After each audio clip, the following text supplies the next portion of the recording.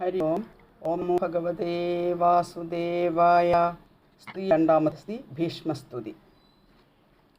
ഇതി മതിരുപകൽപിതാ വിതൃഷ്ണ ഭഗവതി സാത്വത പുങ്കവേ വിഭൂമ്നി സ്വസുഖമുപഗതേ ക്വചിത് വിഹർത്തും പ്രകൃതിമുപേയുഷി യദ്ഭവപ്രവാഹഃ. ത്രിഭുവനകമനം തമാലവർണം രവികരഗൗരവരാംബരം ദധാനി വപുരളകകുലാവൃതാനനാബ്ജം വിജഖേരതിരസ്തു മേ അനവദ്യ. യുതുരകരജോ വിധൂമ്രവിശ്വത് കചലുളിതശ്രമവാര്യലങ്കൃതാസി മമ നിശിതശരൈർവിഭിദ്യമാനത്വചി വിലസത്കവചേസ്തു കൃഷ്ണ ആത്മാ. സപതി സഖിവചോ നിശമ്യ മധ്യേ നിജപരയോർബലയോരഥം നിവേശ്യ സ്ഥിതവതി പരസൈനികായുരക്ഷ്ണ ഹൃതവതി പാർത്ഥസഖേരതിർമമാസ്തു. വ്യവഹിതപ്രതനാമുഖം നിരീക്ഷ്യ സ്വജനവധാദ്വിമുഖസ്യ ദോഷബുദ്ധ്യാ കുമതിമഹരതാത്മവിദ്യയായ ചരണരതി പരമസ്യ തസ്യ മേസ്തു. സ്വനിഗമപഹായ മത്പ്രതിജ്ഞാം ഋതമധികർത്തുമവപ്ലുതോ രഥസ്ഥഃ ധൃതരഥചരണോഭ്യയാചലദ്ഗുഹു ഹരിരിവ ഹന്തുമിഭം ഗതോത്തരീയഃ. ശിതവിശിഖഹതോ വിശീർണദംശ ക്ഷതജ പരിപ്ലുത ആതതായിനോ മേ പ്രസഭമഭിസസാരമദ്വധാർത്തം സഭവതു മേ ഭഗവാൻ ഗതിർമുകുന്ദഃ. വിജയരഥകുടുംബ ആത്തതോത്രേ ധൃതഹയരശ്മിനി തശ്രിയേക്ഷണീയേ ഭഗവതിരതിരസ്തു മേ മുമുർഷോ യമിഹ നിരീക്ഷ്യ ഹതാ ഗതാസ്വരൂപം. ലളിതഗതിവിലാസവൽഗുഹാസപ്രണയനിരീക്ഷണകൽപ്പിതോരുമാനാഃ കൃതമനുകൃതവത്യ ഉന്മദാന്ധ പ്രകൃതിമകൻ കില യസ്യ ഗോപവധ്വഃ. മുനിഗണനൃപവര്യസങ്കുലേ അന്തഃസദസ്സി യുധിഷ്ഠിരരാജസൂയ യേഷാം അർഹണമുപപേദീക്ഷണീയോ മമ ദൃശി ഗോചര യേഷാ വിരാത്മാ.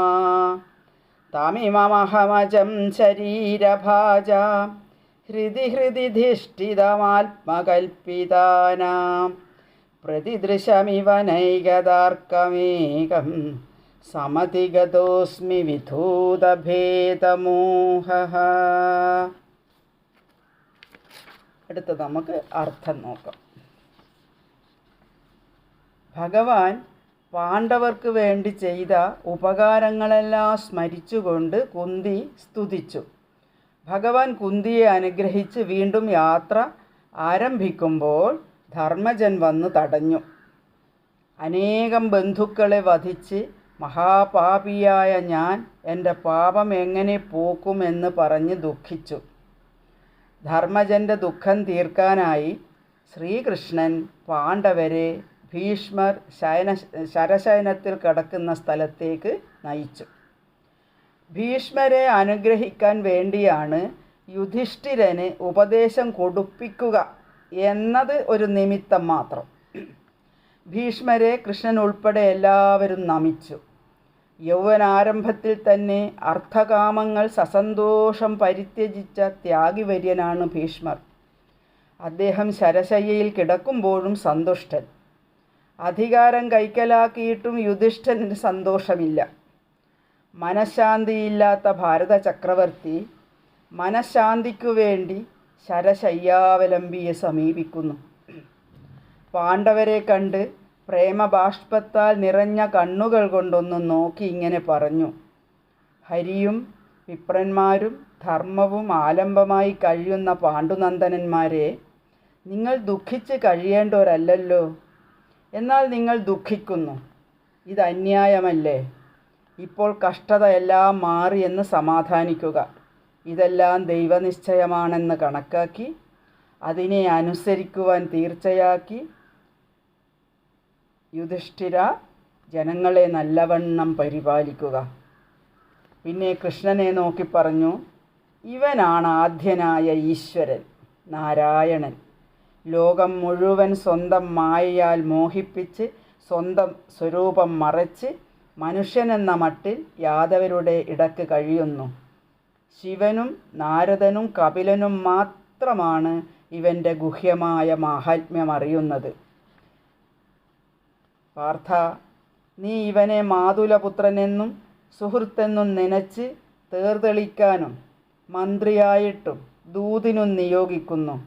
എങ്കിലും ശുദ്ധഭക്തന്മാരിൽ അദ്ദേഹം കാരുണ്യം കാണിക്കുന്നു. പ്രാണൻ കളയാൻ കിടക്കുന്ന എനിക്ക് തൽസ്വരൂപം കാണിക്കാൻ ഇവിടെ എഴുന്നള്ളിയല്ലോ. ഈ പുഞ്ചിരിക്കുന്ന രൂപം ജീവൻ വിടും വരെ എനിക്ക് കാണണം. ധർമ്മജൻ ഇതെല്ലാം കേട്ടിട്ട് ഋഷികളെല്ലാവരും കേൾക്കെ ശരശയ്യയിൽ കിടക്കുന്ന ഭീഷ്മരോട് വിവിധ ധർമ്മങ്ങളും വിസ്തരിച്ച് അരുൾ ചെയ്യണമെന്നപേക്ഷിച്ചു. ദാനധർമ്മം, രാജധർമ്മം, മോക്ഷധർമ്മം, സ്ത്രീധർമ്മം, പിന്നെ ഭഗവത് ധർമ്മങ്ങളും ഭീഷ്മർ ധർമ്മജൻ ഉപദേശിച്ചു. ധർമാർത്ഥ കാമ മോക്ഷ ഉപായങ്ങളും ഇതിഹാസങ്ങളും പറഞ്ഞു കൊടുത്തു. ഭീഷ്മർ സ്വച്ഛന്ദമൃതിക്കായി ഇച്ഛിക്കുന്ന ഉത്തരായണ കാലം സമാഗതമായി. ആ മഹാപുരുഷൻ മുൻപിൽ നിൽക്കുന്ന ഭഗവാനിൽ മനസ്സുറപ്പിച്ചു. ഭഗവത് കടാക്ഷത്താൽ ഇന്ദ്രിയ വ്യാപാരങ്ങൾ അടക്കി ഭഗവാനെ സ്തുതിച്ചു. മായയെ ലീലയായി സ്വീകരിക്കുന്ന യാദവേശ്വരനിൽ ഞാൻ ഹൃദയം സമർപ്പിക്കുന്നു. പാർത്ഥപ്രിയനായ ലീലാമനുഷ്യനിൽ എനിക്ക് ശുദ്ധമായ പ്രേമമുണ്ടാകട്ടെ. യുദ്ധത്തിൽ കൂരമ്പാൽ മുറിഞ്ഞ കവചമുള്ള കൃഷ്ണനിൽ എൻ്റെ മനസ്സ് പതിയട്ടെ. സ്വജനത്തെ കൊല്ലാൻ മടിച്ചു നിന്ന പാർത്ഥൻ്റെ മന്ദത തത്വോപദേശത്താൽ നീക്കിയ ദേവൻ്റെ പാദഭക്തനായി തീരട്ടെ ഞാൻ. എൻ്റെ ശരമേറ്റ് ചട്ടകീറിയതിൽ കൂപിതനായി ചക്രായുധവുമെടുത്ത് തേരിൽ നിന്ന് ചാടി എന്നെ വധിക്കാൻ പാഞ്ഞെത്തിയ ഭഗവാൻ എനിക്ക് ആശ്രയമാകട്ടെ. മരിക്കാനായി ഇച്ഛിക്കുന്ന എനിക്ക് പാർത്ഥസാരഥിയിൽ രതി വളരണം. ഭീഷ്മർ ഭംഗിയായി സ്തുതിച്ച് സ്തുതി നിർത്തി. യോഗശക്തി കൊണ്ട് പ്രാണനെ ഓരോരോ അവയവങ്ങളിൽ നിന്ന് പിൻവലിച്ചു തുടങ്ങി. ഒടുവിൽ ബ്രഹ്മരന്ധ്രം ഭേദിച്ച് പ്രാണൻ പുറത്തുപോയി. ഏതേത് അവയവങ്ങളിൽ നിന്ന് പ്രാണൻ പിൻവലിഞ്ഞുവോ അതാത് അവയവങ്ങളിൽ തറഞ്ഞിരുന്ന അമ്പുകളെല്ലാം ഊരി താഴെ വീണു. പ്രാണൻ പോയതോടെ എല്ലാ അമ്പുകളും ഊരി വീണു. ആ ശരീരത്തിൽ അമ്പുകൊണ്ടതിൻ്റെ പാടുപോലും ഇല്ലാതായി. ത്യാഗിവര്യനായ ഒരു മഹായോഗീശ്വരൻ്റെ പരമപദപ്രാപ്തി യുടെ കഥയാണിത്. മഹത്തായ ദേഹത്യാഗം. ഓം നമോ ഭഗവതേ വാസുദേവായ.